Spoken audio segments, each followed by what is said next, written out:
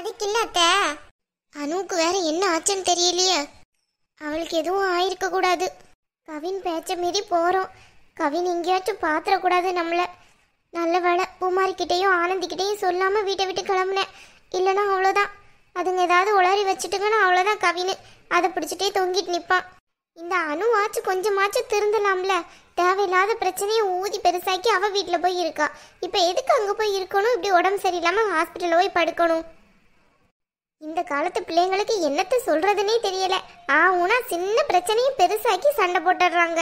அந்த காலத்துலலாம் நாங்கள் எவ்வளோ பொறுமையா இருந்தோம். இந்த பிள்ளைங்க கிட்ட அதில் ஒன்று கூட எதிர்பார்க்க முடியல. என்னத்த சொல்ல. அணுவை எங்க வச்சிருக்காங்கன்னு தெரியலையே. நர்ஸு யாரையும் காணுமேங்க.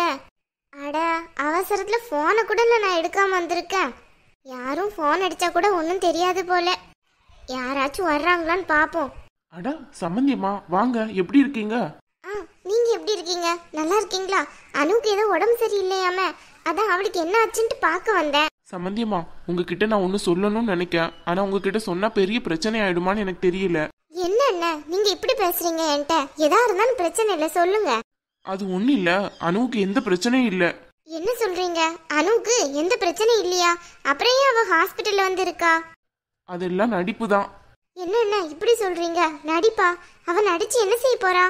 அது வேற ஒன்றும் இல்லை. அனுவுக்கு உங்க வீட்டுக்கு வரணும்ட்டு எண்ணம் இருக்கு. அதனாலதான் அவ இப்படி எல்லாம் நடிச்சிட்டு இருக்கா. அனுவும் அவங்க அம்மாவும் சேர்ந்து எல்லாத்தையும் என்கிட்ட மறைச்சுதான் இருந்தாங்க. மயங்கி விழுந்தவளை பார்த்தா எனக்கு தெரியாதா டாக்டருக்கு? நான் தான் கண்டுபிடிச்சிட்டேன். நான் அனுக்கிட்ட எதுவும் சொல்லலை. ஆமாம் மயக்கம்தான் சொல்லி சும்மா தான் படுக்க வச்சிருக்கேன். ஒரு நாளில் சரியாக வந்துரும்ன்ட்டு. அதுக்குள்ளே அவங்க உங்களுக்கு ஃபோன் பண்ணியிருக்காங்க போல.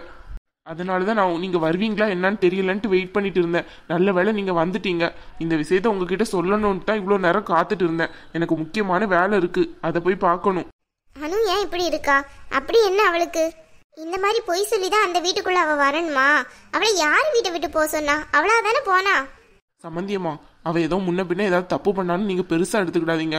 அவ வளர்ந்த விதம் அப்படி. வீட்டுல அப்படியே செல்லமாவே வளர்ந்துட்டான். அதனாலதான் அவளுக்கு பெருசா தெரியுது எல்லா விஷயமும். அதனாலதான் அவ சண்டைலாம் போடுறான். நீங்க அதெல்லாம் பெருசா எடுத்துக்கிடாதீங்க. இங்க பாருங்க அண்ணன், அனு பண்றதெல்லாம் நாங்க பெருசாலாம் எடுத்துக்கிட மாட்டோம்.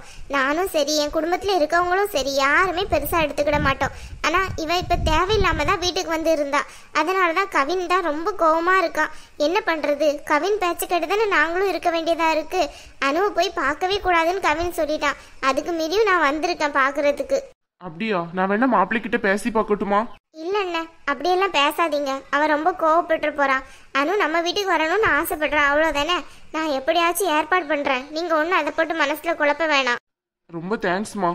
என்னண்ணா இதுக்கெல்லாம் போட்டு தேங்க்ஸ் சொல்லிட்டு இருக்கீங்க? அனுவும் என் பொண்ணு தான். என் வீட்டுக்கு தானே வந்திருக்கா. அப்ப அவன் என் பொண்ணு தானே.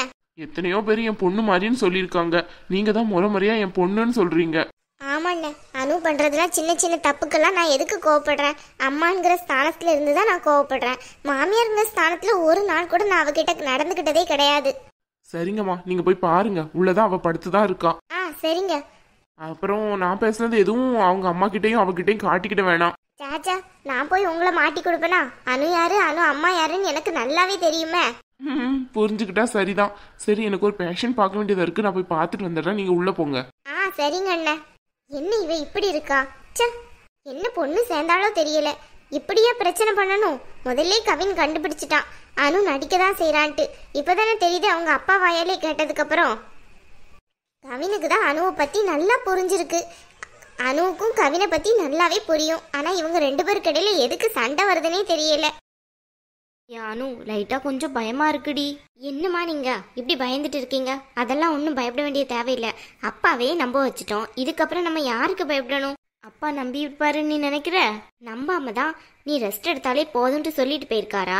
மயங்கி விழுந்துட்டேன்ட்டு அவருக்கு புரிஞ்சிருக்கு. அதனாலதான் அப்படி சொல்லிட்டு போயிருக்காரு. எனக்கு என்னமோ டவுட்டா இருக்குடி. உங்க அப்பா ரொம்ப நாள் எக்ஸ்பீரியன்ஸ். அவர் இதெல்லாம் ஈஸியா கண்டுபிடிச்சிருவாருன்னு நினைக்கிறேன். சரி, கண்டுபிடிச்சானு தான் இப்போ என்ன? உடனே போய் என்ன என் அத்தைக்கிட்டேயோ இல்லை என் வீட்டுக்காரர்கிட்டயோ போய் சொல்ல போறாரு? அமைதியா இருங்க கொஞ்ச நேரம். அனு, உன் அத்தை. வாங்க சம்பந்தியம்மா, வாங்க வாங்க. என்ன செய்யறது? என் பிள்ளைக்கு இப்படி ஆயிடுச்சு. வாங்க அத்தை.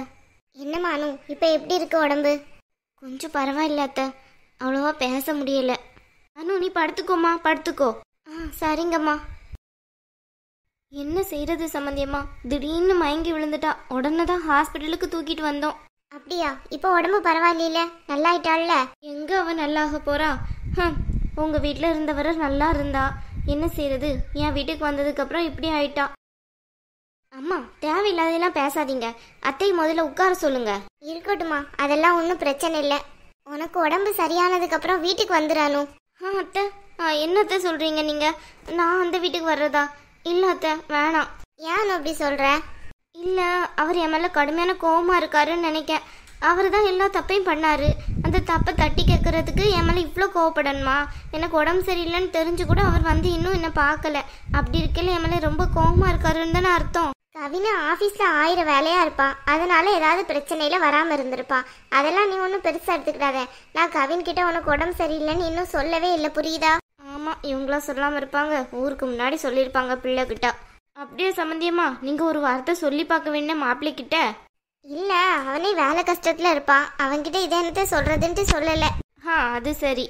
சரிங்க சம்மந்தியம்மா, நீங்கள் சொன்ன மாதிரியே அனுவும் கவின் மாப்பிள்ளையும் அந்த தனி வீட்டிலே இருக்கட்டும். அந்த தனி வீடு ஒரு மாதம் 2 மாதமாக சும்மா பூட்டி கிடந்த வீடு.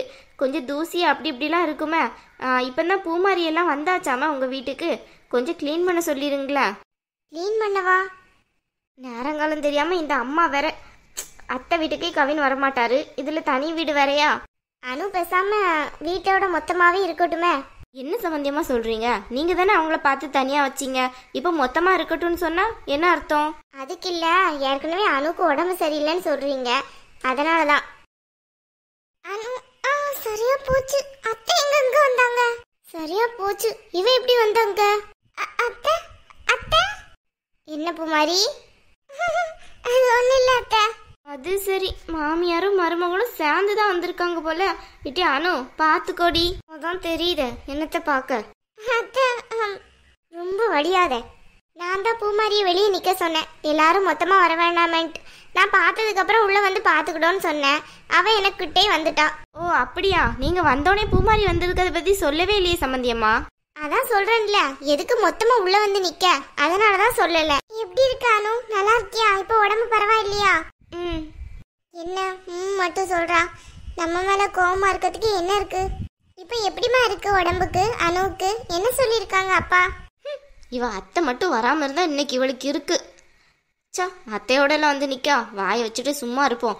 ஆனால் அந்த வீட்டுக்கு போகிறதா இருந்தோம்னா வாயை வச்சுட்டு சும்மா இருந்தால் தான் முடியும். இவளை இப்போ ஏதாவது திட்டினோம்னா அவ்வளோதான், உடனே உங்க அத்தை பொங்கி எழுந்துட போகிறாங்க. பரவாயில்ல பூமாரி, நீ எப்போ வந்த?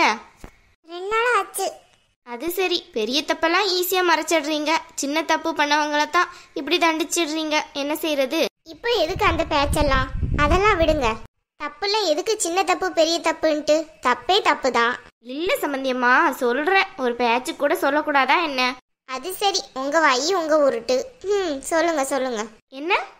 ஒன்றும் இல்லை, அனு எப்போ வர்றான்னு கேட்டேன் வீட்டுக்கு. நாளைக்கு வர்ற அத்தை. நாளைக்கு வா. இப்பதானே ஹாஸ்பிட்டல்ல இருக்க, நல்லா ரெஸ்ட் எடுத்துட்டு 1 வாரம் கழிச்சு வா. ஏன், நீ தான் அத்தையா? வந்து சொல்ல வந்துட்டேன். உன் வேலையை மட்டும் பார்த்துட்டு நில்லு. இப்போ எதுக்கு பூமாரியை திட்டுறீங்க? அவ அனு கொஞ்சம் ரெஸ்ட் எடுக்கட்டும் தானே சொல்றா. அதுக்கு இல்லை சம்பந்தியம்மா, தலை இருக்கையில வாழாடக்கூடாதுல்ல, அதுக்கு தான் சொன்னேன். அப்படியெல்லாம் ஒன்றும் இல்லை அனு. நல்ல உடம்பு சரியானதுக்கு அப்புறம் வீட்டுக்கு வந்து சேரு, சரியா? புது வீட்டுக்கு தானே சொல்றீங்க. சம்பந்தியம்மா, சொல்றேன்ட்டு ஒன்றும் தப்பா நினச்சிக்கிடாதீங்க. கவினோட போக்குவாக்கு இப்போ அவ்வளோ சரியில்லை. மொத்தமாவே இருக்கட்டும், அப்புறம் நானே பார்த்து 2 பேரையும் தனியா வைக்கிறேன். என்ன சம்பந்தியம்மா இப்படி சொல்றீங்க? உங்க பையன் தானே, நீங்க சொன்னா கேட்க மாட்டாரா? அதான் கேட்க மாட்டாருன்னு சொல்றேன்ல, விடுங்க. சரி, 2 பேரும் இருங்க, டீ குடிச்சிட்டு போலாம். இருக்கட்டும், பரவாயில்ல, நாங்க கிளம்புறோம். அனு, உடம்பு பார்த்துக்கோ, நாங்க வர்றோம்.